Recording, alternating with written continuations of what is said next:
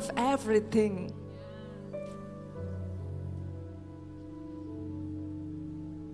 Engkau punya segalanya Tuhan. Bahkan bumi ini tumpuan kakimu. Apa yang seorang manusia bisa tawarkan kepada sesosok Tuhan yang bahkan kami ini pun ciptaan-Mu Tuhan. Oh.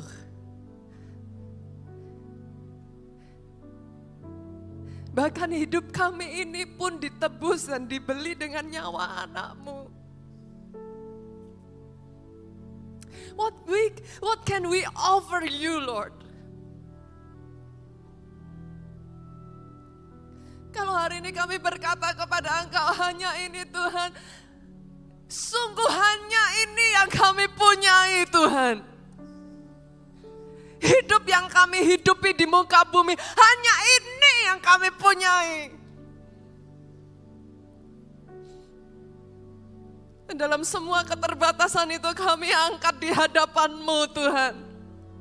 Kami bawa di hadapan-Mu satu demi satu pribadi di tempat ini. Kami bawa di hadapan-Mu. Kami yang dalam keadaan hancur, kami yang dalam keadaan yang terpuruk, kami yang dalam keadaan dengan semua kelebihan dan kelemahan kami bawa di hadapan-Mu Tuhan. Berbicara buat setiap kami Tuhan, apa yang jadi isi hati-Mu, apa yang Kau mau. Oh, apakah ada yang lain selain dari kami belajar menyenangkan Engkau Tuhan? Urapi lidah bibir anakmu, setiap perkataan yang keluar dari lidah bibir ini firman-Mu, rema-Mu, itu yang berbicara buat setiap kami. Kami siap terima kebenaran-Mu Tuhan, kami siap terima isi hati-Mu di dalam satu nama-Mu Yesus Tuhan yang kami sembah. Engkau yang diurapi, Kau yang diberkati, katakan dengan suara-Mu yang paling keras. Amin, amin, amin. Boleh tepuk tangannya yang lebih dahsyat lagi buat Yesus Tuhan kita. Sebelum saudara duduk, lihat kiri kanan saudara, katakan be blessed.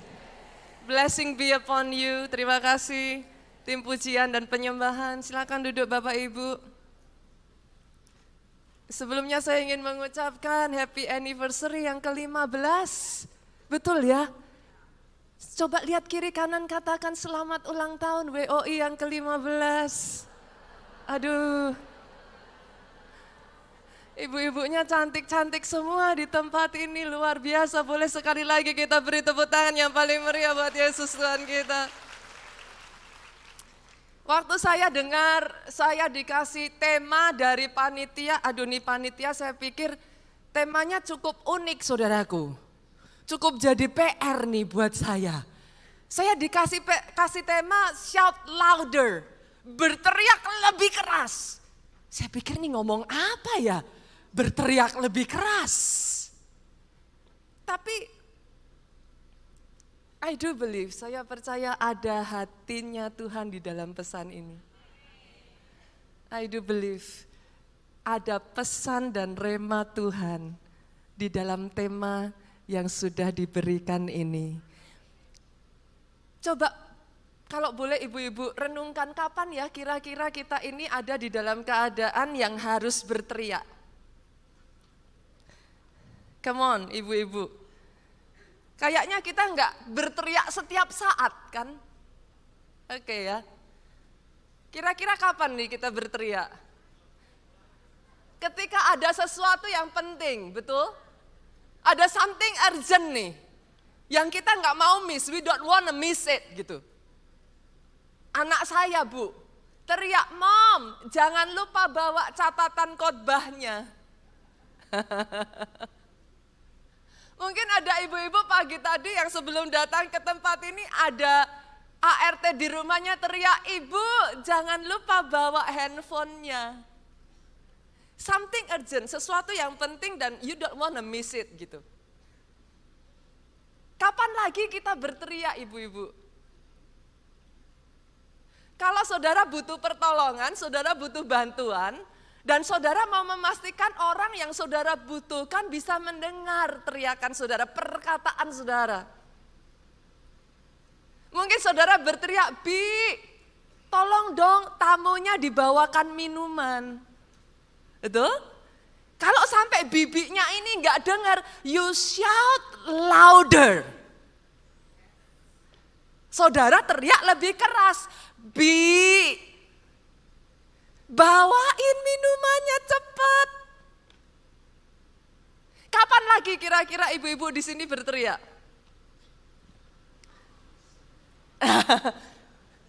Minta tolong katanya.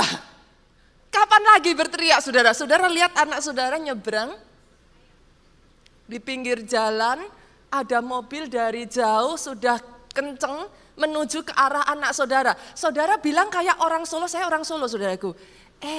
Mobil gitu. Yang benar. Ibu-ibu kalau di sini lihat anaknya kondisi seperti itu, apa yang ibu-ibu lakukan? Hati-hati. Kenceng saudaraku. Hari ini saya akan memulai dengan teriakan seorang yang bernama Bartimeus. Kita boleh buka ayatnya yuk, kita lihat dari Markus pasalnya yang ke-10. Markus pasalnya yang ke-10 ayatnya yang ke-46. Sampai ayatnya yang ke-52. Saya tuh pengen dengar kalau ibu-ibu di tempat ini baca firman kayak apa sih? Apakah kayak orang Solo? Bahasanya pelan-pelan, atau kalau yang dari WOIPRJCK7 suaranya bisa teriaknya kenceng gitu. Kita lihat ya, saya akan baca ayat yang ke-46, saudara boleh baca ayat yang ke-47, kita bergantian sampai ayat yang terakhir.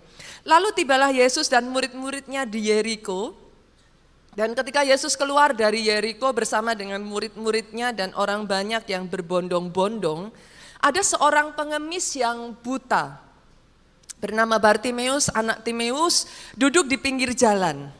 47 dengan suara keras 23. Ketika didengarnya bahwa itu adalah Yesus orang Nazaret, mulalah ia berseru, "Yesus anak Daud." Kasih tepuk tangan dong, suaranya luar biasa sekali.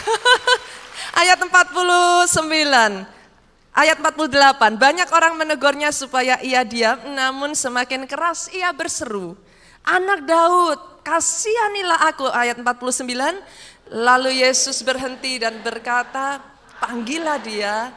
Mereka memanggil orang buta itu dan berkata kepadanya, "Kuatkanlah hatimu, berdirilah, ia memanggil engkau." Lalu ia menanggalkan jubahnya. Ia segera berdiri dan pergi mendapatkan Yesus. 51, tanya Yesus kepadanya, "Apa yang kau kehendaki supaya aku perbuat bagimu?"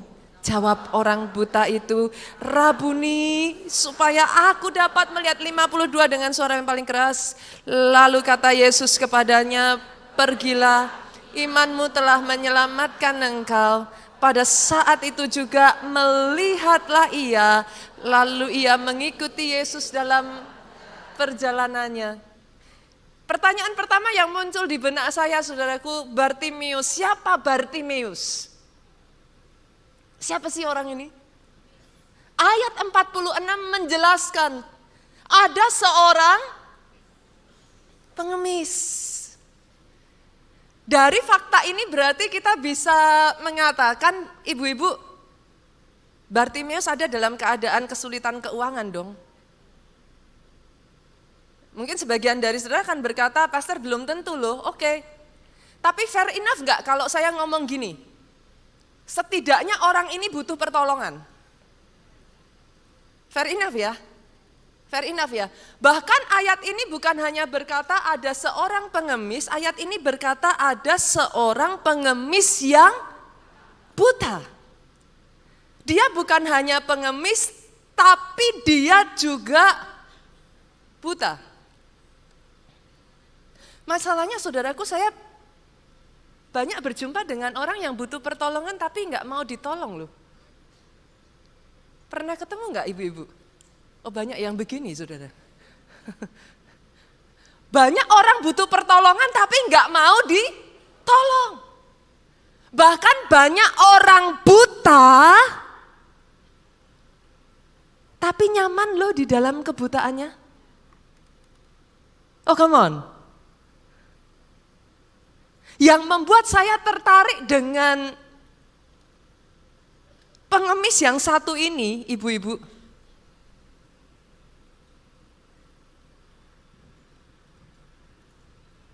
Dia tahu keadaannya. Oh yes, dia tahu keberadaannya, saudaraku. Sehingga pada saat Yesus lewat, pada saat Yesus melewati tempat di mana dia duduk, saudara, lihat, Bartimeus berteriak. Apa yang dia katakan? Yesus, anak Daud, kasihanilah aku. Saya tidak tahu dengan keadaan saudara saat ini. Mungkin secara manusia, saudaraku, saudara tidak miskin secara jasmani. Sebagian dari saudara berkata, Pastor, I'm not a beggar, saya bukan pengemis. Tapi berapa banyak di tempat ini yang kau miskin secara rohani? Come on. Berapa banyak yang saat ini rohmu capek? Berapa banyak di antara saudara yang selama masa pandemi kemarin meluluh lantahkan iman saudara? Berapa banyak dari antara saudara yang berkata kepada saya, Pastor, saya sudah tidak punya harapan lagi. Saya tidak tahu dengan keadaan saudara hari ini, tapi adakah di antara saudara yang sama seperti Bartimeus? You need help. Kau butuh pertolongan. Bolehkah hari ini saya berkata kepada saudara, kalau itu engkau, kalau itu saudara, dan saudara berkata, Pastor, I need help. Doa saya hari ini, saudaraku, sama seperti Bartimeus. Come on, shout louder. Berteriak, Yesus anak Daud, kasihanilah aku. Kalau itu engkau, saudaraku, doa saya hari ini datang kepada dia dan berkata, Tuhan, aku butuh pertolongan. Mungkin ada sebagian dari saudara berkata kepada saya, Pastor, udah sampai capek. Saya teriak, saya nangis sampai enggak keluar air mata lagi loh.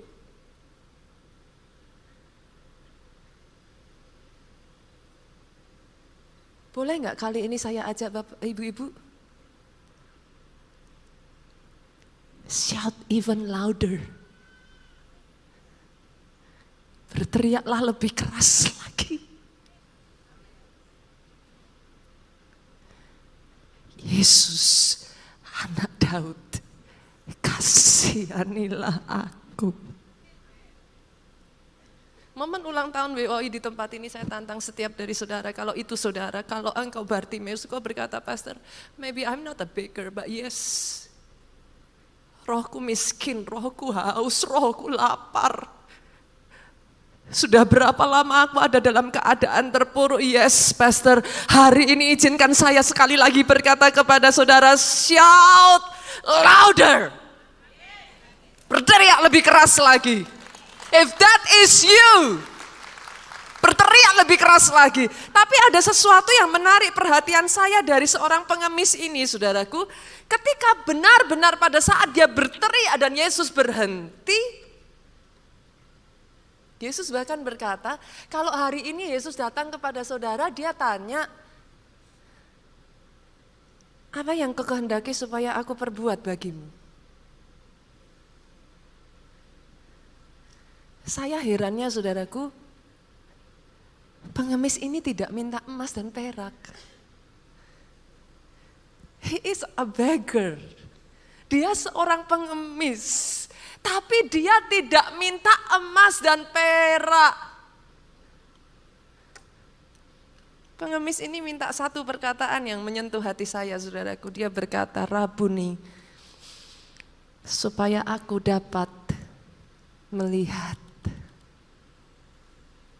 Berapa banyak dari saudara yang berkata, Pastor, keadaan ekonomiku, Pastor, keadaan keluargaku, Pastor, keadaan kesehatanku.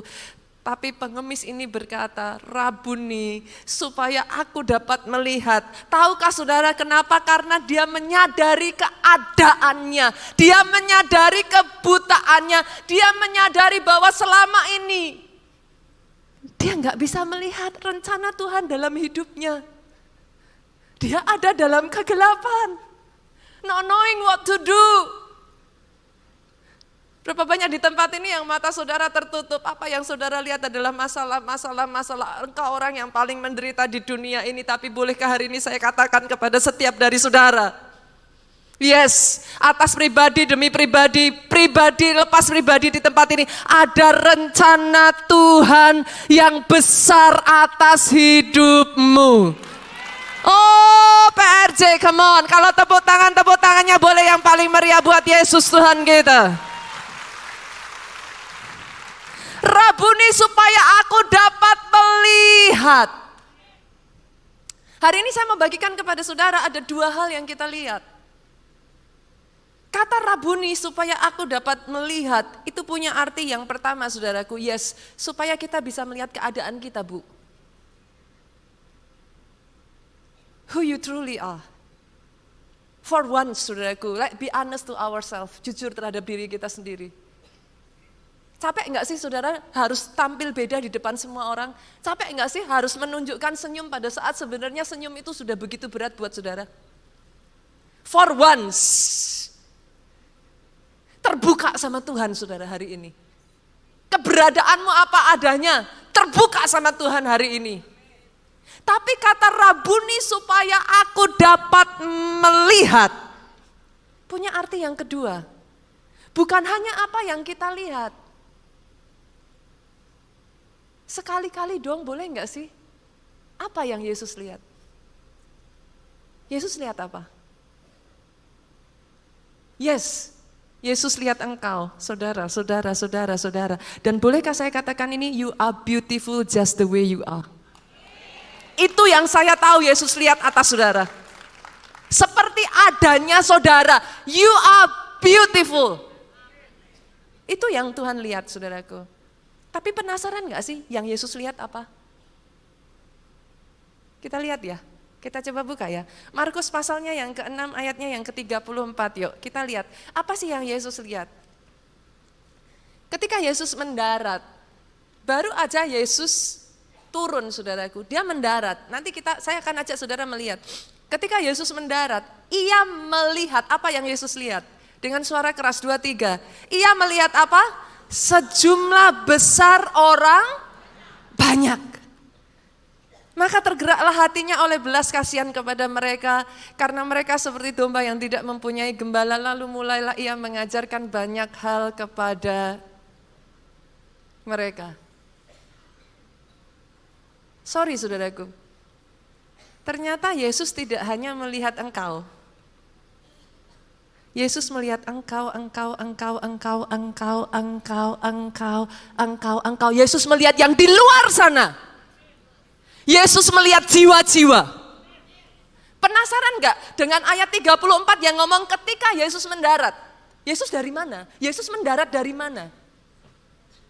Penasaran enggak ibu-ibu? Kita lihat ya. Coba balik yuk, kita lihat ayat sebelumnya ya. Ayat yang ke-31 sampai ayat ke-32. Coba yuk, saya bacakan buat saudara, Yesus ini dari mana? Ayat 31 ngomong gini, lalu ia berkata kepada mereka, Yesus ngomong sama murid-muridnya. Saya hari ini datang dengan teman-teman, terima kasih buat teman-teman yang sudah nemeni saya hari ini. Aduh, saya terharu loh. Boleh kasih tepuk tangan buat, saya didampingin banyak anak-anak saya, saudaraku hari ini, dan saya bersyukur sekali. Ayat ini ngomong gini saudara, kita kembali. Ia berkata kepada murid-muridnya, marilah ke tempat yang sunyi. Supaya kita sendirian. dan beristirahat seketika. Ayat ini bicara apa saudaraku? Yesus capek. Yesus dalam wujud manusianya dia capek. Kenapa? Kenapa? Sebab memang begitu banyaknya orang yang datang dan yang pergi sehingga makan pun mereka tidak sempat. Ini Yesus lagi ada di peak pelayanannya, dia begitu sibuknya saudaraku, dia capek, dia ngomong yuk kita nyepi sebentar, yuk kita minggir sebentar, kita istirahat sebentar. Ayat 32 mengatakan, maka berangkatlah mereka untuk mengasingkan diri dengan perahu ke tempat yang sunyi. Jadi Yesus sama murid-muridnya ini mau sembunyi dulu. Mereka tuh diikutin orang kemana-mana, diikutin orang, mereka capek. Tapi ternyata saudaraku ayat 33 ngomong, pada waktu mereka bertolak, banyak orang melihat mereka mengetahui tujuan mereka. Ternyata mau sembunyi juga gak bisa. Ada di tempat ini yang kadang saudara berpikir, pastor saya kepengen sembunyi deh. Udah capek. I just wanna be alone. Kalau saudara pernah ngerasain itu, exactly itu yang Yesus alami. Tapi lihat saudara, lihat ya. Saya bacakan ulang boleh ayat yang ke-34. Apa yang terjadi? Ketika Yesus yang sudah dalam keadaan yang begitu capek, dia kepengen sembunyi, dia just wanna be alone, baru saja dia mendarat. Oh, that's the beauty of Bible, saudara. Kalau saudara tidak hanya membaca satu ayat, kalau saudara membaca ayat yang sebelum, setelah, saudara akan melihat dan menemukan keindahan dari Alkitab.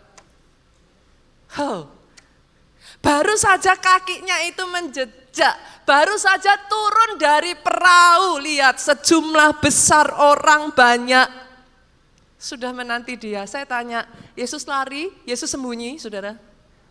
Ini Yesus capek banget loh. Capeknya kalau orang Solo bukan hanya ngomong capek banget. Kalau orang Solo ngomongnya capek pol. Sorry saudara, saya orang Jawa gitu. Capek pol. Tapi lihat ini saudaraku, oh Tuhan kita ya. Tergeraklah hatinya oleh belas kasihan kepada mereka. Karena mereka seperti domba yang tidak mempunyai gembala. Lalu mulailah ia mengajarkan banyak hal kepada mereka. Wow.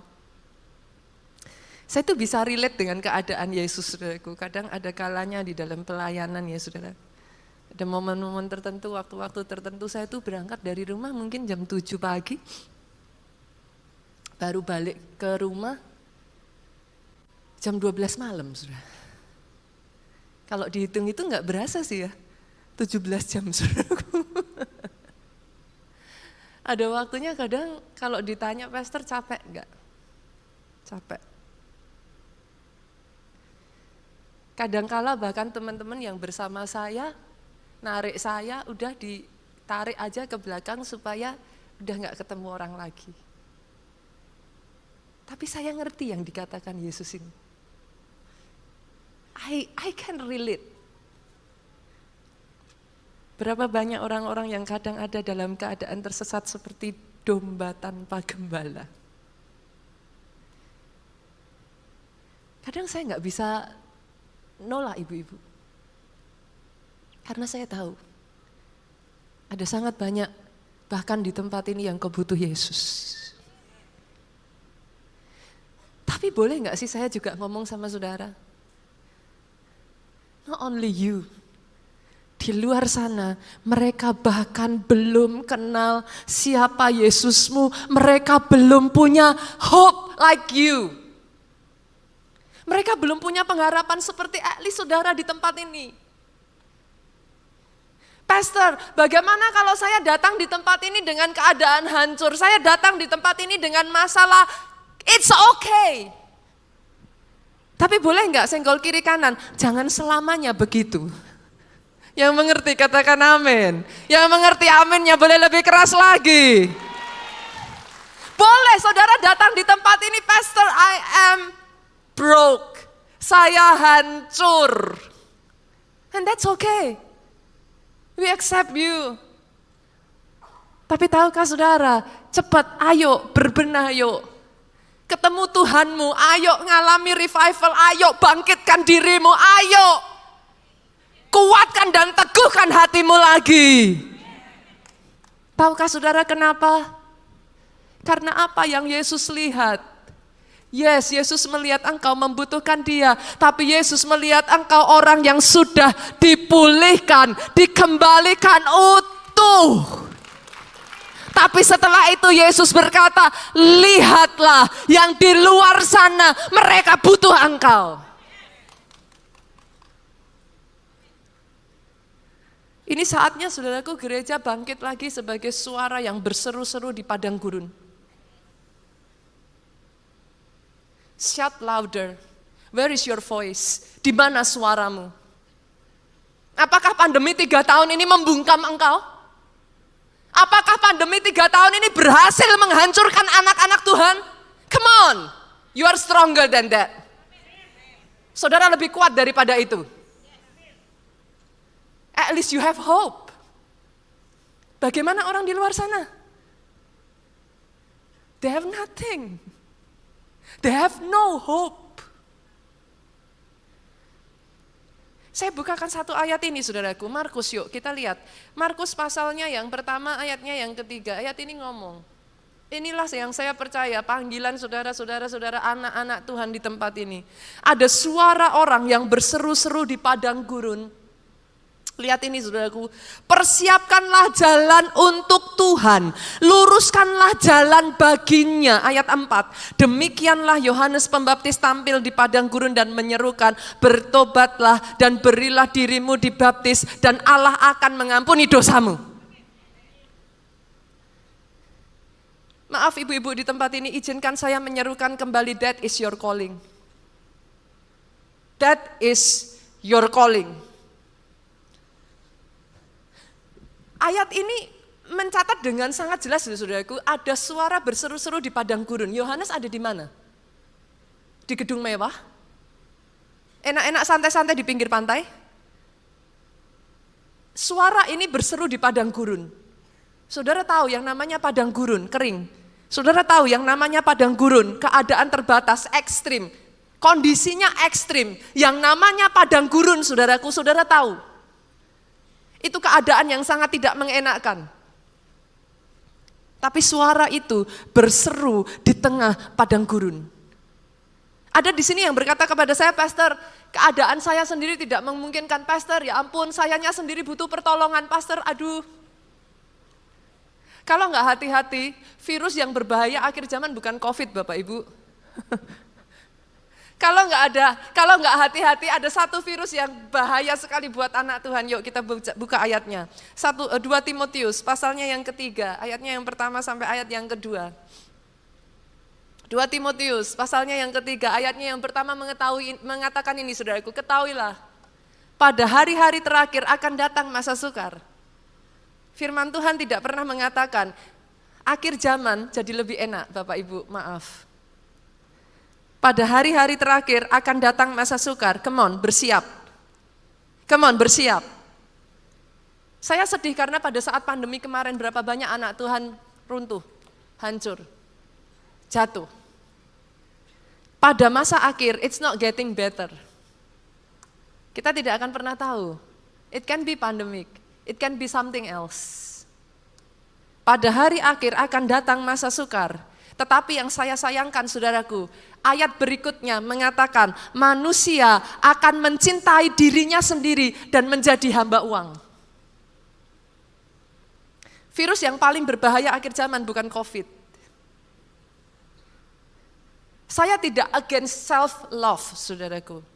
Yes, saudara harus bisa mencintai dan menerima diri sendiri untuk bisa mencintai orang lain. I'm not against it. Tapi kalau saudara tidak hati-hati, you forget the calling of God in your life. Engkau lupa loh, orang di luar sana mereka butuh saudara di tempat ini. Satu kali saudaraku ada satu cerita tentang life saving station saudara. Ada satu tempat di mana di tempat itu tuh sangat banyak terjadi kecelakaan saudaraku. Akhirnya didirikan sebuah station kayak pos begitu saudaraku untuk untuk penyelamatan kayak begitu saudaraku. Dan banyak orang volunteer gabung dengan life saving station ini untuk mereka bisa menyelamatkan orang lain. Berkumpullah orang-orang ini dan life saving station ini menjadi hidup saudaraku. Kenapa? Karena ternyata banyak Bu yang akhirnya jadi dari diselamatkan, dia terbeban. Saya mau nyelamatin orang lain juga gitu. Akhirnya kumpul nih, orangnya semakin banyak, donaturnya tambah besar.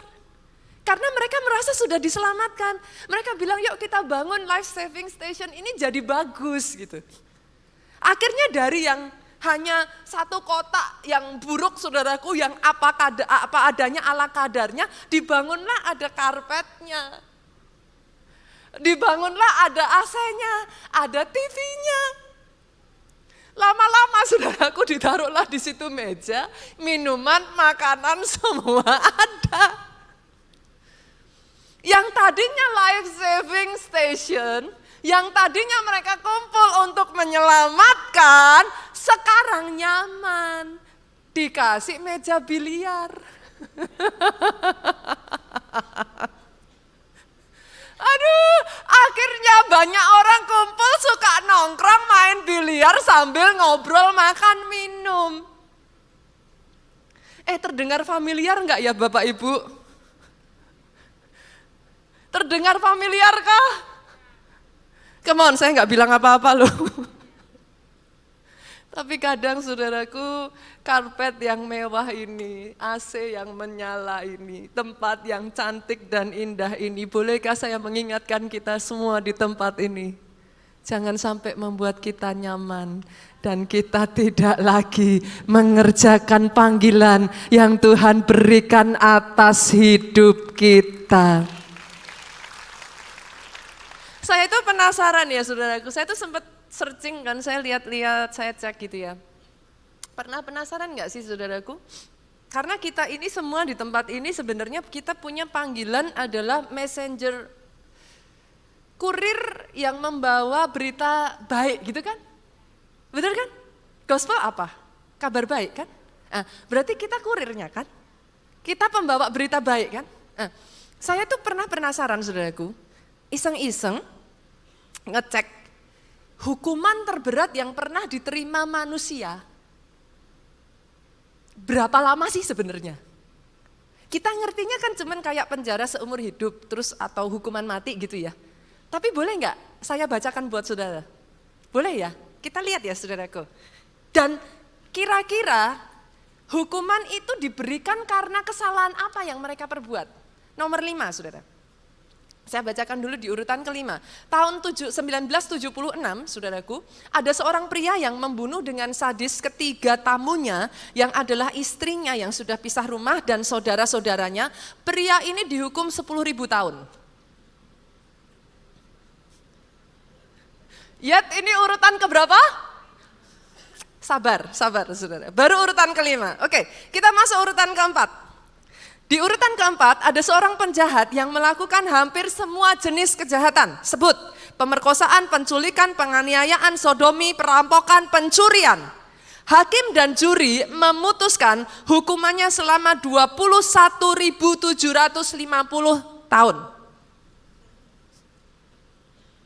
Dia naik banding, dapat potongan. Potongannya 500 tahun. Hukumannya berapa Bapak Ibu?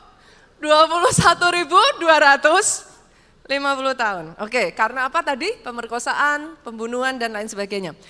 Di urutan ketiga, ada seorang pria pedofil yang menjadi predator dari 6 anak. Pada tanggal 23 Desember 1994, pengadilan Oklahoma memutuskan hukuman 5.000 tahun penjara untuk setiap anak yang menjadi korbannya. Tadi dikali Bapak berapa ibu-ibu? Berarti dengerin firman lo ini. Jadi berapa?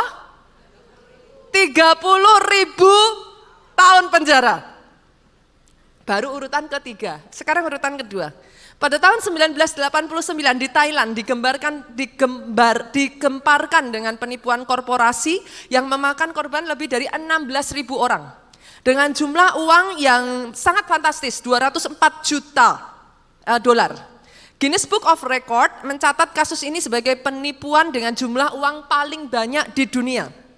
Nah, pengadilan Thailand menganggap kejahatan ini sangat serius dan dia dijatuhin hukuman sebanyak 141.078 tahun. Nggak tahu ini ngitungnya gimana saudara, mungkin setiap orang yang dirugikan dikali berapa tahun, begitulah kira-kira. Oke ya, penasaran nggak dengan urutan pertama? Apa kira-kira saudaraku? Saudara pasti nggak nyangka loh urutan pertama. Pada tanggal 11 Maret 1972, seorang pemuda berusia 22 tahun bernama Gabriel Marc Grandos dari Majorca, Spanyol, diputuskan bersalah karena lalai mengirim 42.768 surat. Hukuman yang dijatuhkan kepada pemuda ini adalah setiap satu surat dia mendapatkan 9 tahun penjara. Dikalikan 42.768 surat yaitu 384.912 tahun penjara.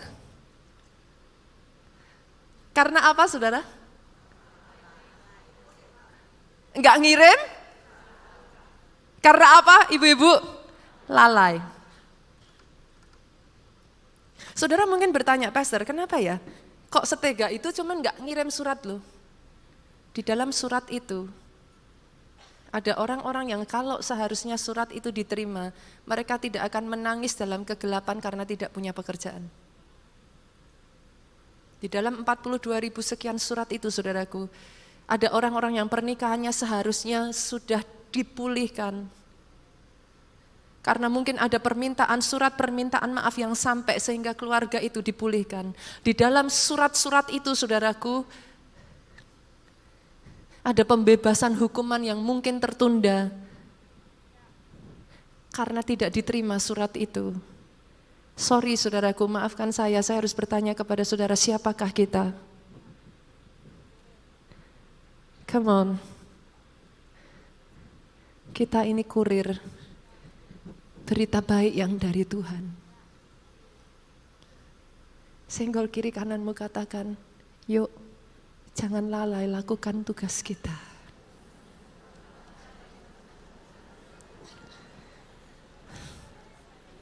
You never know. Saudara tidak tahu berapa banyak orang di luar sana yang menantikan surat dari saudara. You never know. Ada surat itu yang menyelamatkan seseorang yang mungkin sudah ingin bunuh diri. Karena menerima sepucuk surat yang dari saudara, hidupnya diselamatkan. You never know. Ada keluarga yang sudah hancur, berantakan, broken. Ketika dia terima sepucuk surat dari saudara, hidupnya diubahkan. Doa saya di tempat ini, ada pemberita kabar baik yang mau shout louder, berteriak lebih keras. Pastor, terus apa yang harus saya lakukan? Boleh nggak yang pertama minta keberanian ilahi dari Tuhan dulu yuk? Kita minta ya, hari ini kita minta Tuhan kasih aku keberanian. Karena saya tahu saudaraku ada banyak orang yang mungkin, aduh saudara udah ngerti, kadang kita ketemu orang ngerti dong kayak ada feelingnya kan, kayak gimana sih ini orang butuh pertolongan gitu. Kita bisa ngerasain gitu kayak, ih orangnya ini kosong nih, kayaknya you wanna reach out gitu, you wanna say something, tapi kayak kepo amat sih. Nanti jangan-jangan kalau saya malah salah gitu kan. Hari ini doa saya minta keberanian dari Tuhan. Tahukah saudara apa yang membuat saya ada sebagaimana saya ada hari ini? Ada satu orang teman saya saudaraku di masa SMP saya. Itu masa saya gila-gilaan. Gila-gilaan habis-habisan buat Tuhan saudaraku. That is the most beautiful, apa ya kalau saya boleh memori ya. Saya bisa ingat saudaraku. Dia menyerang semua orang yang berusaha menceritakan tentang Yesus kepada dia. Satu hari saya memberanikan, dia ini kayak quote-quote, apa sih saudaraku, kayak kalau di tempat saya zaman itu SMP itu kayak ketua gengnya gitulah. Apa sih, anak premannya gitu saudaraku. Dia selalu menyerang saudaraku dan waktu itu saya sering, jadi ternyata saya dipanggil pastor itu sudah dari SMP saudaraku. Jadi kalau saya lewat di kelas itu pendetanya datang kayak gitu saudaraku. Jadi mereka menganggap saya udah ini pendeta gitu. Ternyata doa mereka menjadi kenyataan saudaraku. Saya memberanikan diri terlepas dari teman-teman semua takut sama nih orang saudaraku. Saya deketin dia dalam apa? Kebodohan saya dalam api yang menyala-nyala itu, saya datang sama orang ini dan saya beritakan Injil. Turn out, orang ini menerima Yesus sebagai Tuhan dan Juru Selamat dalam hidupnya. Dan sampai detik hari ini saudaraku, tidak pernah gagal, setiap tahun dia akan WhatsApp saya dan mengucapkan selamat ulang tahun kepada saya. Saya ngomong sama dia, enggak gitu juga kali, saya lupa ulang tahunnya dia kan saya enggak enak saudaraku. Saya bilang enggak gitu kali, udah berapa tahun ini dari zaman itu gitu. Dia bilang, I will never forget someone that already bring me to Jesus.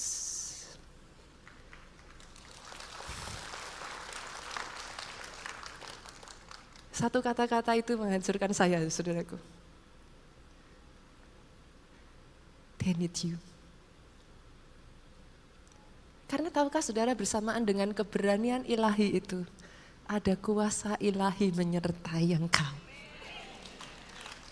Engkau bukan membawa sembarang surat, engkau membawa surat dari kerajaan surga. Dan bersama dengan surat yang engkau pegang saudaraku, ada penyertaan ilahi, ada backing ilahi menyertai engkau. Ada waktunya saya berpikir, aduh ya ampun, jujur ya Bapak Ibu, orang-orang yang sudah cukup mengenal saya tahu saudaraku, pelayanan pertama saya adalah seorang pendoa. I love to be in the back, not here.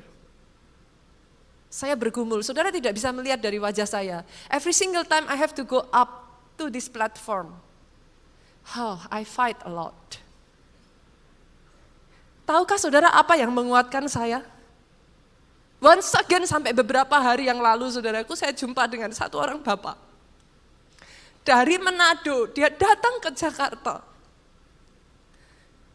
Dia menunggu untuk ketemu dengan saya, saudaraku, karena waktu itu saya harus sudah menyampaikan firman. Saya katakan kepada orang di ground, saya bilang, nanti tunggu dulu setelah saya khotbah, saya bilang. Dia tunggu, saudaraku, dengan setia. Dia ketemu saya, tangannya gemetaran seperti ini, saudaraku. Bahkan untuk ngomong bibirnya itu bergetar. Dia katakan kepada saya, Pastor, saya dari Manado khusus datang ke Jakarta untuk bilang terima kasih. Saya kaget saudara, Bapak datang ke sini cuma bilang terima kasih, yes. Ini minggu kedua saya baru bisa berjalan lagi setelah berapa tahun saudaraku dia tergeletak di rumah sakit. Dia berkata, khotbah pastor yang menemani saya selama masa-masa itu dan membuat saya bisa bangkit berdiri hari ini, saya disembuhkan. Saya kalau udah kayak gitu-gitu saudaraku, aduh saya tuh orangnya cengeng saudara.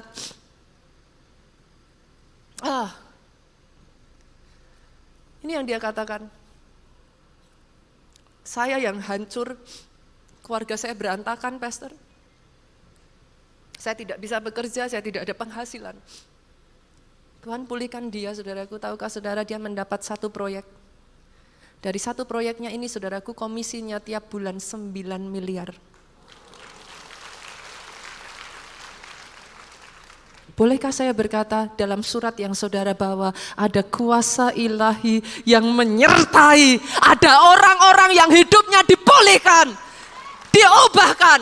Karena saudara, dia bisa membawa satu keluarganya, satu desanya, satu tetangganya kenal Yesus sebagai Tuhan dan Juru Selamat. Come on, shout louder, teriakkan lebih keras. Bukan hanya itu saudaraku, bukan hanya kuasa ilahi yang membacking saudara, tapi bolehkah saya juga mengatakan bersamaan dengan itu saudaraku, ada tuntunan ilahi, Tuhan berikan kepekaan. Kadang saudara berkata, Pastor, gimana caranya saya tahu? Saudara percaya nggak percaya ya, ada kalanya ya, saya tuh kalau doain orang tuh beneran nggak tahu apa-apa loh saudara. Dan banyak orang Kristen itu nganggep pendeta itu kayak apa sih, dukun saudara. Kadang ada loh serius datang sama saya ngomongnya gini, pastor, saya tahu pastor punya suara dari Tuhan buat saya. Saya tuh lihat dia, hah? Saya tuh benar-benar yang kayak orang ketembak, Bu. Gimana sih? Hah? Saya tahu pastor dikirim di tempat ini. Tuhan suruh saya ketemu pastor. Pastor mau sampaikan sesuatu. Saya tuh cuman yang, hah? Aduh. Tapi yang keempat saudaraku, dengar ini. Ada hikmat ilahi menyertai saudara. Ada tuntunan kepekaan ilahi yang menyertai saudara. You might not know anything. Tapi the moment, saat dimana saudara mau dipakai jadi kurir, Tuhan bukakan satu jalan, Tuhan bukakan yang lain, Tuhan temukan saudara, Tuhan taruh saudara di tempat yang tepat. Ada saja perkataan untuk saudara katakan. Berapa banyak dari tempat ini? Saudara mau? Boleh pemain musik maju ke depan? I'm so blessed loh, I am really blessed. Thank you, praise and worship. Boleh maju ke depan? Mana tadi WL-nya yang cantik? I'm really, aduh, I am so blessed. Berapa banyak dari tempat ini saudaraku kau mau dipakai Tuhan? Dari padang gurun ada suara berseru-seru.